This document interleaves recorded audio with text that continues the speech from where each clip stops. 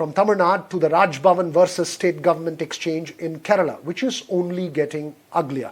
Governor Arif Mohammad Khan over the weekend called the state's education minister R. Bindu, quote-unquote, a criminal. This was after Minister Bindu held a Kerala University Senate meeting, which the governor, quote-unquote, called illegal.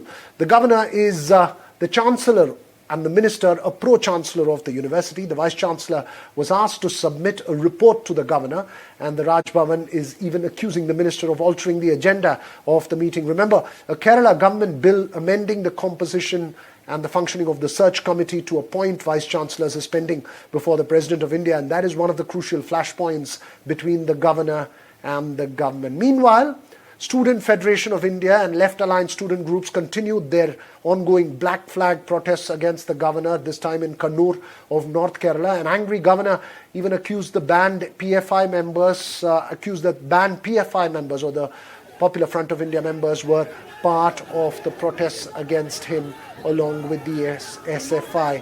In fact, he again got down from his car to confront protesters in Kannur. Remember, he had done so earlier in Thiruvananthapuram as well. Those pictures playing out on your screens. Let's listen into what the governor and the education minister said before we deep dive into that confrontation in Kerala. The only thing I am aware is that somebody claiming to be education minister tried to intrude into the meeting of the Senate illegally. This is violation of the law. Senate meeting can be chaired either by the chancellor or by somebody authorized by the chancellor. No other person has the right to preside over. So what I know is that somebody claiming to be education minister tried to illegally enter the Senate hall. This is something which is violation of the law, and I promise you that violation of the law will be taken cognizance of. Mr. But she is saying that she has all the right. I am not going to respond to criminals. അത് സർവകലാശാലയുടെ ആക്റ്റും സ്റ്റാറ്റ്യൂട്ടും ഒക്കെ പരിശോധിച്ചാൽ എങ്ങനെയാണ് കാര്യങ്ങളെന്ന് വളരെ വ്യക്തമായിട്ട് മനസ്സിലാക്കാൻ സാധിക്കും. അപ്പോൾ എന്തായാലും അത് യോഗമെല്ലാം നിയമപരമായിട്ട് കൃത്യമായിട്ടാണ് നടന്നിട്ടുള്ളത്. അത് അദ്ദേഹത്തിന് കോടതിയെ സമീപിക്കാലോ. ഇവിടെ അതിനുള്ള സംവിധാനങ്ങളൊക്കെ ഉണ്ടല്ലോ. Strong comments there from the governor and a reaction there from the state's education minister. Remember, this is not the first act in this confrontation which has been played out for several months now. Joining me now, NDTV's Arpita Ajay Kumar. Arpita, on the one side, the black flag protest, the other side, the ongoing confrontation. But just explain and detail for us this latest confrontation over the Senate and holding of the meeting of the Senate by the education minister. So, well, Veera, the confrontation between the Governor Arif Khan and the Kerala government is going on from a very long time. This latest incident refers to a Senate meeting that happened on Friday, which was chaired by Pro-Chancellor, who happened to be the Higher Education Minister, R. Bindu. The Chancellor, who is the Governor, claims that unless he allows Pro-Chancellor to chair the meeting, she has no rights to do so. And he called the minister a criminal. The sole agenda of the Senate meeting had been to nominate a representative to the VC search committee, but the minister did not allow it. Now remember, earlier Kerala Assembly had passed a bill saying they don't want governor as the chancellor. The bill is now pending with the president. Now there has been the governor and the Kerala government are at loggerheads. And the latest with SFI leaders held a protest yesterday. Today also they have been holding protest against the governor. Right, thanks very much there, Arpita, for laying out that issue. So is there no end to the confrontation between the governor and the state government? Isn't such a confrontation between two constitutional officers extremely unhealthy for the functioning of the system? Joining me this evening, Dr. V. Sivadasan, Rajya Sabha MP of the CPIM, and Anil Antony of the Kerala BJP. First to you, Mr. Antony.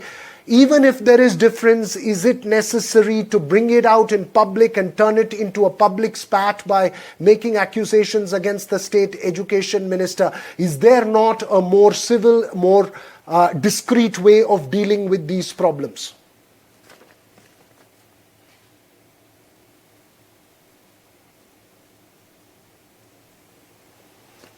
Mr. Antony, please unmute yourself, sir.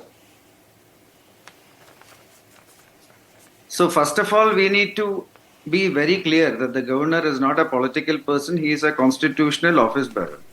And what is happening in Kerala for the last few months, maybe even years, is very disappointing from the part of the state government.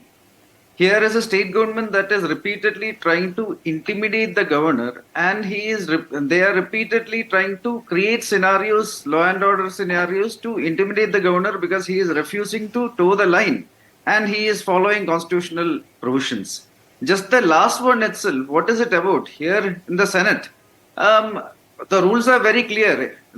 Either the governor should be the person who should be chairing it, or it should be somebody who is assigned by the governor. Across India, in Kerala itself, there is a lot of precedences that the education minister, who is the vice chancellor, do chair many meetings, Senate meetings. But for that, what they do is they notify the governor, and the governor gave them approval. But in this case, the government is very, very adamant that they will not follow any procedures because of their own whims and fancies. This is again few months back. Yes, let me just complete. Let me take that question to Dr. Sivadasan. No, on that first point that you raised, let me take that across to Dr. V. Sivadasan. The accusation from the BJP is that the state government is virtually chiding the governor into such reaction. Mr. Sivadasan. See, the statement of A.K. Antony, I think you all know A.K. Antony, one of the noted Congress leader, former Chief Minister of Kerala and former Cabinet Minister. So he told us the governors should respect the democratic process of the country. He should respect the constitution. But here, this governor, Arif Khan, he is not ready to follow the constitutional mandate. He is making the issues in front of the government. He is trying to sabotage the government with the conspiracy of RSS-led organizations. One of the incidents I am sharing to you, the incident is that the government has given a lift, that our ministry has given the lift to the governor regarding the Senate nomination. The noted academic background and athletics background, these students are included in the list. But this governor has nominated ABVP fellows with lot of criminal cases. He has nominated the criminals into the Senate, and he is calling respected minister, Dr. Bindu. Everybody is respecting the minister because of her academic contribution and his vibrant leadership for the education improvement. He called the minister as a criminal. How a governor is making such statement? He is nominating the criminals to the Senate, and he is calling others as criminals. This is a serious thing. Let me take that question to Anil Antony now. Accusation is that the governor is acting with complete disregard to what the state government is saying, and hence the confrontation. Anil Antony. See, again, in the last 1 year, there had been many altercations between the government and the governor. And many a times the government had been accusing the governor, saying that he is not passing bills, which is approved by the legislature. But you look at the reality, except 2 bills, every single bill had been approved by the governor without any delay. And the 2 bills, both the bills were on issues which the people of Kerala are very, very tired of. Like, you have rampant corruption in Kerala, and then the state government there tried to bring a Logayat Amendment Act. The second time was the University Amendments Act, where again you had many instances of the state government actually using many malpractices to appoint a lot of people in many of universities which are against norms and regulations. And both these times, the state government actually tried to dilute the powers of the government so that they can act on the way they want to act. Both the times, Yes. So this had been going on. Then you had. I'm sorry, I have just 1 minute left in this conversation to go into so much detail. I have a very simple question to both of you. First to you, Dr. Sivadasan, and then I'll give you a quick response from you, Anil Anthony. Is it possible to end this confrontation, or do you believe it's only going to get uglier? Because this is virtually a dangerous confrontation which we've seen played out in other states, but seems to be getting much worse in Kerala. Is there no end in sight? First to you, Dr. Sivadasan. This governor is trying to make the issues. He is nominating the criminals to the Senate. It should be stopped. The governor should stop these kind of things. Otherwise, this is not a confrontation. The governor should respect the state government and the democratic process and the constitution of the nation.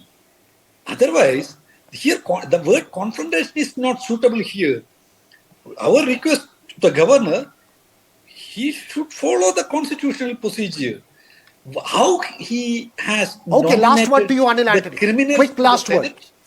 That is why SFI is protesting. SFI is protesting. That is why. Why Okay. Anil Anthony is very silent on this issue? AK Antony's statement is there. Then why the Congress and BJP leadership Anil is Anthony, not quick last making word from you before I wrap against- up. Sadly, Just 10 sadly, in seconds. the last few Do you months, see this confrontation coming to an end or not? I'll just put it in two sentences. A few months back, the governor who is having Z plus category, who is a constitutional office bearer, his basic security couldn't be guaranteed by the state government and his security was compromised multiple times. So finally, Okay. the central government had to take charge. So if this is the way things are happening in the state, if this is how the CPM government is ruling the point- state, then the governor will have to. Both of take you have made your points. measures. The hope is that there will be some kind of semblance of decorum maintained in that relationship between the Raj Bhavan and the state government, but that doesn't seem to be happening.